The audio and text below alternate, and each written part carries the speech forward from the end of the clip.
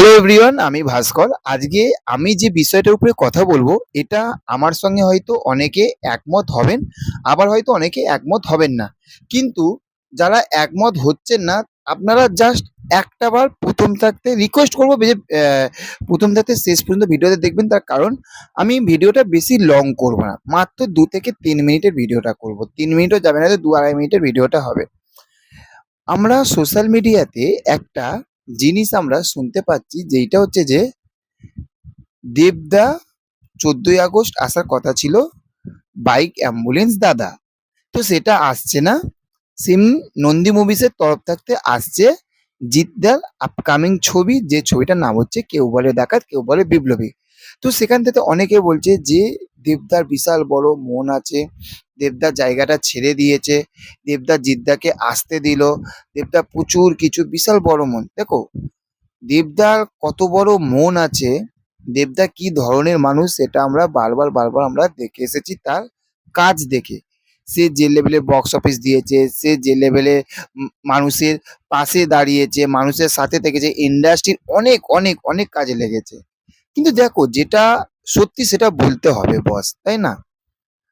আমার মতে বলে যে এটা কিন্তু দেবদা জিদ্দাকে ছেড়ে দিয়েছে, জায়গাটা ছেড়ে দিয়েছে যে না জিদ্দা আসুক, সেটার জন্য না।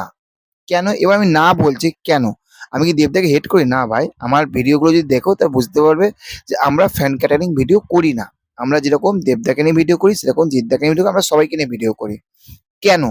মূল কথা হচ্ছে যে দেবদা কেন ছেড়ে দিয়েছে। প্রথম দেখো, বাইক অ্যাম্বুলেন্স দাদা সেই লেভেলে কি প্রমোশন, সেই লেভেলের কি প্রচার হয়েছে? পরের মাসে ছবিটা মুক্তি পাবে। তার আগে কি কোনো লেভেলের বাইক অ্যাম্বুলেন্স দাদা বিশাল প্রচার, মানে দেবদা যে লেভেলের একটা প্রমোশন করে, সেই লেভেলের কি প্রমোশন হয়েছে? সত্যি কথা বলতে হয়নি। প্রথম একটা কথা হয়নি। সেকেন্ড, তার থাকতে বড় যে বিষয়টা, সেইটা হচ্ছে যে দেবদা এখন দাদাগিরিতে কিন্তু ব্যস্ত। যেটা জি বাংলায় রিয়েলিটি শো, যেটা আগে করতো আমাদের দাদা সৌরভ গাঙ্গুলি করতো, সেটা কিন্তু এখন দেবদা করছে। তো সেখান থেকে সে একটা নতুন শো, নতুন একটা মাথায় একটা মারাত্মক লেভেলের একটা চাপ থাকবে, একটা থাকবে। তো সে কিন্তু সেই জি বাংলা দাদাগিরি শোটাকে নিয়ে সে এখন ব্যস্ত। তো সে এইখানে সময়টা দিতে পারছে না, তাই না?